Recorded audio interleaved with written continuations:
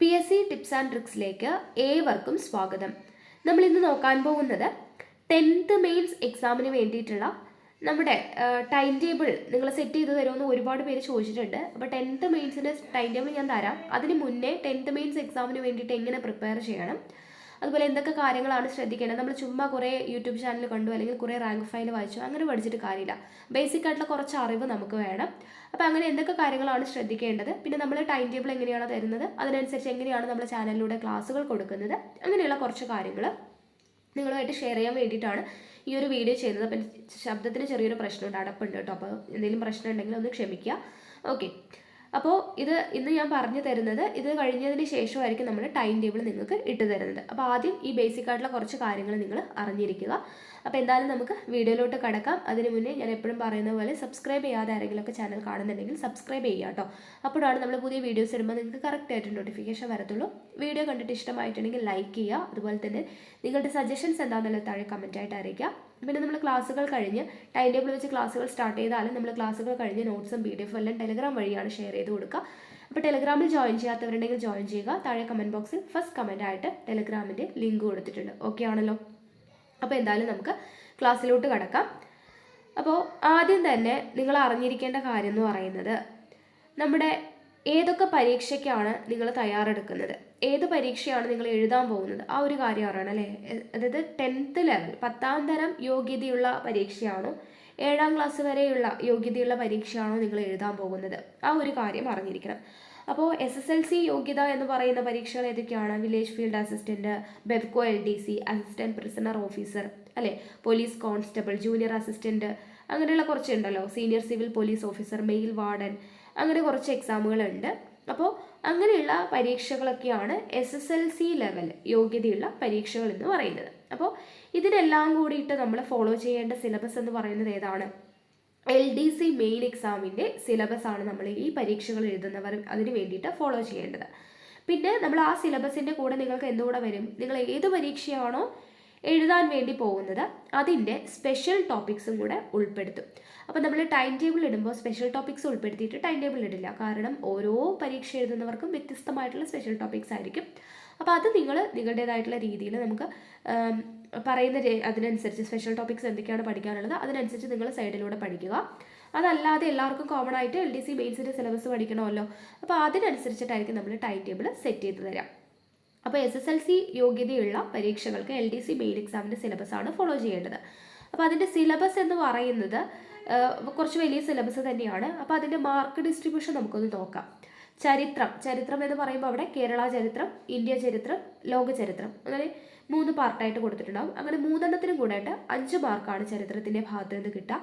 ഭൂമിശാസ്ത്രം അതുപോലെ തന്നെ Keralam, India, world എന്ന് പറഞ്ഞ് 3ആയിട്ട് തിരിച്ചിട്ടുണ്ട്. ആ 3 ഭാഗവും കൂടെ ചേർത്തിട്ട് 5 മാർക്ക്. ധനതത്വശാസ്ത്രം എക്കണോമിക്സിൻ്റെ ഭാഗം 5 മാർക്കാണ്. ഇന്ത്യൻ ഭരണഘടനയ്ക്ക് 5 മാർക്ക്. കേരളം ഭരണവും ഭരണ സംവിധാനങ്ങളും 5 മാർക്ക്. ജീവശാസ്ത്രവും പൊതുജന ആരോഗ്യവും 6 മാർക്ക്. ഭൗതിക ശാസ്ത്രത്തിന് 3 മാർക്ക്. രസതന്ത്രത്തിന് 3 മാർക്ക്.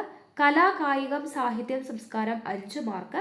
കമ്പ്യൂട്ടർ അടിസ്ഥാന വിവരങ്ങൾ എന്ന് പറയുന്ന ഭാഗം 3 മാർക്ക്. സുപ്രധാന നിയമങ്ങൾക്ക് 5 മാർക്ക്. ആനുകാലിക വിഷയങ്ങൾ 20 മാർക്കാണ്. Okay, current affairs. ലഘുഗണിതവും മാനസിക ശേഷിയും നിരീക്ഷണ പാഠവും പരിശോധനയും 10 മാർക്ക്. ജനറൽ ഇംഗ്ലീഷ് 10, മലയാളത്തിന് 10. ഇങ്ങനെയാണ് നമ്മുടെ മാർക്ക് ഡിസ്ട്രിബ്യൂഷൻ വരുന്നത്. അപ്പോൾ ഈ മാർക്ക് ഡിസ്ട്രിബ്യൂഷൻ അനുസരിച്ച് നിങ്ങൾ ഇമ്പോർട്ടൻസ് കൊടുത്ത് പഠിക്കേണ്ട കുറച്ച് ഭാഗങ്ങളുണ്ടല്ലോ, അത് നമുക്കറിയാം അല്ലേ. നമുക്ക് എക്കണോമിക്സ്, ഇന്ത്യൻ കോൺസ്റ്റിറ്റ്യൂഷൻ, ഇതെല്ലാം നമുക്ക് കുറച്ച് കാര്യങ്ങൾ പഠിച്ചു കഴിഞ്ഞാൽ ആ ഭാഗത്ത് നിന്ന് 5 മാർക്കാണ് ചോദിക്കുക.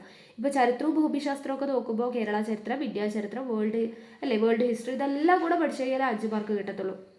എന്ന് കരുതി അത് പഠിക്കേണ്ട എന്നല്ല, പക്ഷെ അതിനെ അപേക്ഷിച്ച് നോക്കുമ്പോൾ നമുക്ക് ഇന്ത്യൻ കോൺസ്റ്റിറ്റ്യൂഷനിലും എക്കണോമിക്സിലൊക്കെ കുറച്ച് കാര്യങ്ങളെ പഠിക്കാനുള്ളൂ. പക്ഷെ അത് പഠിച്ചു കഴിഞ്ഞാൽ നമുക്ക് ഉറപ്പായിട്ടും 5 മാർക്ക് നമുക്ക് സ്കോർ ചെയ്യാൻ വേണ്ടി പറ്റും. അപ്പോൾ അങ്ങനെയുള്ള ടോപ്പിക്സ് മാർക്ക് ഡിസ്ട്രിബ്യൂഷൻ നോക്കിയിട്ട് നിങ്ങൾ പഠിക്കുക. മാത്സിന്, ഇംഗ്ലീഷ്, മലയാളം അതിന് 3നും കൂടെ 30 മാർക്കാണ്.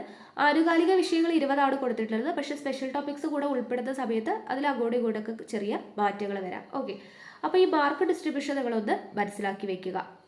ഇനി 7ാം ക്ലാസ് യോഗ്യതയുള്ള പരീക്ഷകൾക്ക് തയ്യാറെടുക്കുന്നവർ ആരൊക്കെയാണ്, അവരെഴുതുന്ന പരീക്ഷകൾ ഏതൊക്കെയാണെന്നുള്ളത് നിങ്ങൾ മനസ്സിലാക്കി വെക്കുക. ഏതൊക്കെ LGS, വാരിയസ് കമ്പനി കോർപ്പറേഷൻ, ആയ, പ്യൂണ്, സെക്യൂരിറ്റി ഗാർഡ്, ഓക്കെ, അങ്ങനെയുള്ള റിസർച്ച് ഡിപ്പോ വാച്ചർ, അങ്ങനെയുള്ള കുറച്ച് വർക്ക് അസിസ്റ്റൻറ്റ്, അങ്ങനെയുള്ള ചില എക്സാമുകളാണ് 7ാം ക്ലാസ് യോഗ്യത വരെയുള്ളതിൽ വരുന്നത്. അവിടെയും നമുക്ക് എന്തുണ്ട്, സ്പെഷ്യൽ ടോപ്പിക്സ് ഓരോ ഇതിനും വ്യത്യസ്തമായിട്ട് വന്നേക്കാം. പിന്നെ അതിൻ്റെ നമുക്ക് ഈ 7ാം ക്ലാസ് യോഗ്യതയുള്ള പരീക്ഷകൾ എഴുതുന്നവർ ഫോളോ ചെയ്യേണ്ട സിലബസ് എന്ന് പറയുന്നത് LGS മെയിൻ എക്സാമിൻ്റെ സിലബസ് ആണ്. അപ്പോൾ അവിടെ വരുന്ന മാർക്ക് ഡിസ്ട്രിബ്യൂഷൻ എന്ന് പറയുന്നത് പൊതുവിജ്ഞാനത്തിന് 40 മാർക്ക്, ആനുകാലിക വിഷയങ്ങൾക്ക് 20 മാർക്ക്, സയൻസിന് 10 മാർക്ക്, പൊതുജനാരോഗ്യത്തിന് 10 മാർക്ക്, ലഘുഗണിതവും മാനസിക ശേഷിയും നിരീക്ഷണ പാഠവും പരിശോധനയും 20 മാർക്കാണ്. അവിടെ നമുക്ക് ഇംഗ്ലീഷും മലയാളവും ഒന്നുമില്ല. അപ്പോൾ മാത്സിന് 20 മാർക്ക്, സയൻസിന് പൊതുജനാരോഗ്യത്തിന് 10 മാർക്ക്, ആനുകാലിക വിഷയങ്ങൾക്ക് 20, പൊതുവിജ്ഞാനത്തിന് 40. ഇങ്ങനെയാണ് ഇവിടെ മാർക്ക് ഡിസ്ട്രിബ്യൂഷൻ വരുന്നത്. അപ്പോൾ ഇവിടെ മാത്സ് നന്നായിട്ട് പഠിച്ചു കഴിഞ്ഞാൽ 20 മാർക്ക് അവിടെ നമുക്ക് സ്കോർ ചെയ്യാം. സയൻസ്, പൊതുജനാരോഗ്യം അവിടെയൊക്കെ 10 മാർക്കാണ് വരുന്നത്. അപ്പോൾ ഈ ഒരു ഭാഗങ്ങളൊക്കെ നമ്മൾ SCERT ടെക്സ്റ്റ് ബുക്കുകൾക്ക് ഇമ്പോർട്ടൻസ് കൊടുത്ത് പഠിക്കുന്നതാണ് ഏറ്റവും നല്ല കാര്യം മാർക്ക് സ്കോർ ചെയ്യാൻ വേണ്ടിയിട്ട്. അപ്പോൾ അതിനെക്കുറിച്ച് നമുക്ക് ഡീറ്റെയിൽഡ് ആയിട്ട് നോക്കാം. അപ്പോൾ ഇപ്പോൾ ഏതൊക്കെ പരീക്ഷയ്ക്ക് തയ്യാറെടുക്കുന്നവർ ഏത് സിലബസ് വെച്ച് പഠിക്കണം എന്നുള്ള ഒരു ഐഡിയ നിങ്ങൾക്ക് കിട്ടിക്കാണും. അപ്പോൾ അത് നിങ്ങൾ ആദ്യം നോട്ട് ചെയ്ത് വെച്ചേക്കാം. ഇനി നമ്മൾ പഠനം സ്റ്റാർട്ട് ചെയ്യാൻ വേണ്ടി പോകുന്നത്, അതായത് ഇപ്പോൾ നമ്മൾ ടൈം ടേബിൾ തരുന്നതിന് മുന്നേ തന്നെ നിങ്ങൾ ശരിക്കും പഠിക്കേണ്ടത് പ്രീവിയസ് ക്വസ്റ്റ്യൻസ് പഠിക്കണം. പ്രീവിയസ് ക്വസ്റ്റ്യൻസ് എന്ന് പറയുമ്പോൾ ഇപ്പോൾ നമ്മൾ 10th മെയിൻസ് ആണ് എഴുതാൻ വേണ്ടി പോകുന്നത്. അപ്പോൾ ഇതിന് മുന്നേ കഴിഞ്ഞ വർഷം നടത്തിയിട്ടുള്ള 10th മെയിൻസ് പരീക്ഷകൾ നമുക്കറിയാം. 2021 നടത്തിയ 10th മെയിൻസ് പരീക്ഷകൾ നമ്മുടെ മുമ്പിലുണ്ട്. ആ ചോദ്യ പേപ്പറുകൾ എടുക്കുക, അതിൻ്റെ റിലേറ്റഡ് ആയിട്ടുള്ള കാര്യങ്ങൾ. ഓക്കെ, അപ്പോൾ അവിടെ പ്രസ്താവന രീതിയിലുള്ള ചോദ്യങ്ങളൊക്കെ വന്നിട്ടുണ്ടാവും. അപ്പോൾ അവിടെയുള്ള ചോദ്യങ്ങളും അതിൻ്റെ അനുബന്ധ വിവരങ്ങളും വെച്ചിട്ട് ആദ്യം പഠനം സ്റ്റാർട്ട് ചെയ്യുക. കഴിഞ്ഞ 10th മെയിൻസ് 2021 ചോദ്യപേപ്പർ, ഇത്തവണ നടന്ന 10th പ്രിലിംസ് 2022 10th പ്രിലിംസിനും നമുക്ക് പ്രസ്താവന രീതിയിലൊക്കെ ചോദ്യങ്ങൾ വന്നിട്ടുണ്ട്. അപ്പോൾ 10th പ്രിലിംസ് 2022 ചോദ്യങ്ങൾ, പിന്നെ ഇനി അങ്ങോട്ട് അതായത് PSC പാറ്റേൺ മാറ്റിയതിന് ശേഷം പ്രസ്താവന രീതിയിൽ നടത്തിയിട്ടുള്ള എല്ലാ പരീക്ഷകളുടെയും ആ പ്രസ്താവന രീതിയിലുള്ള ചോദ്യങ്ങളെല്ലാം വർക്കൗട്ട് ചെയ്ത് അതിൻ്റെ റിലേറ്റഡ് ആയിട്ടുള്ള കാര്യങ്ങളെല്ലാം വർക്കൗട്ട് ചെയ്യുന്നത് നല്ലതായിരിക്കും. കാരണം നമുക്ക് പ്രസ്താവന രീതിയിലുള്ള ചോദ്യങ്ങൾ ആദ്യമായിട്ട് കണ്ടിട്ട് പരീക്ഷകൾ എഴുതുന്നവർക്ക് അതെന്താണെന്നൊരു ഐഡിയ കിട്ടത്തില്ല അല്ലേ.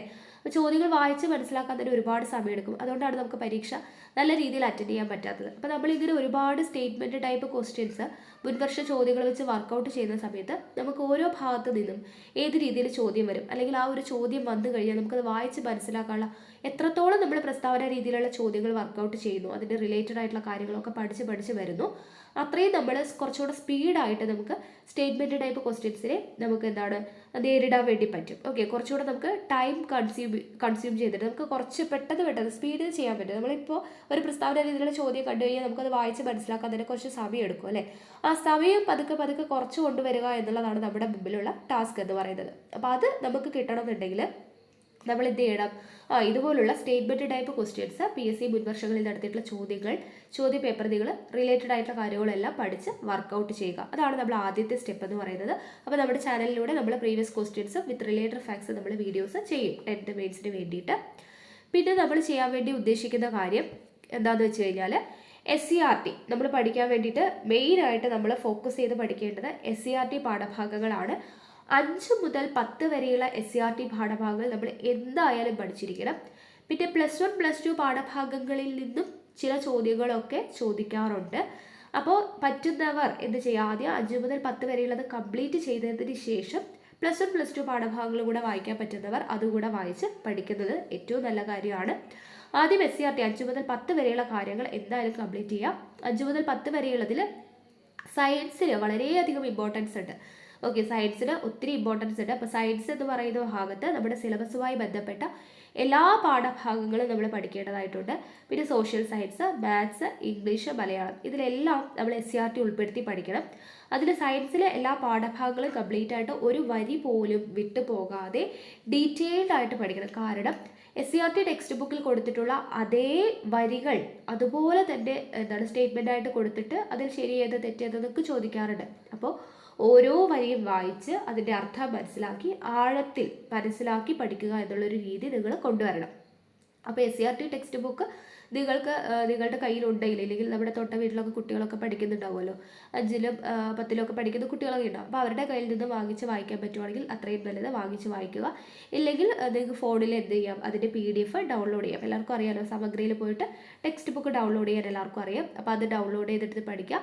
ഇല്ലെങ്കിൽ നമ്മൾ ടൈം ടേബിളിനനുസരിച്ച് ക്ലാസ് തരുമ്പോൾ നമ്മൾ SCRT പാഠഭാഗങ്ങൾ ക്ലാസ് എടുത്ത് തരും. അപ്പോൾ അത് കണ്ട് നിങ്ങൾ നോട്ട് തയ്യാറാക്കി എങ്ങനെ പഠിക്കുവാണെങ്കിൽ നിങ്ങൾ സ്വന്തമായിട്ട് നോട്ട് തയ്യാറാക്കി തന്നെ പഠിക്കണം. ഏത് ക്ലാസ് കണ്ടെന്ന് വെച്ചാലും നിങ്ങൾ നോട്ട് തയ്യാറാക്കി പഠിക്കുന്നതിൻ്റെ ഒരു എഫക്റ്റ് എന്ന് പറയുന്നത് വേറെ തന്നെയാണ്. അപ്പോൾ എന്തായാലും സ്വന്തമായിട്ട് ഒരു നോട്ട് ബുക്കും പെന്നും വെച്ചിട്ട് നിങ്ങൾ ആരുടെ ക്ലാസ് കണ്ടാലും നോട്ട് തയ്യാറാക്കി പഠിക്കുക. ഓക്കെ, അപ്പോൾ SCRT പാഠഭാഗങ്ങൾക്ക് അത്രയും ഇമ്പോർട്ടൻസ് ഉണ്ട്. പിന്നെ മാത്സിൽ നമുക്കിപ്പോൾ അറിയാം SCRT ടെക്സ്റ്റ് ബുക്കിൽ നിന്നൊക്കെ ഡയറക്റ്റ് അതേ ചോദ്യങ്ങളൊക്കെ എടുത്ത് ചോദിക്കുന്നുണ്ട്.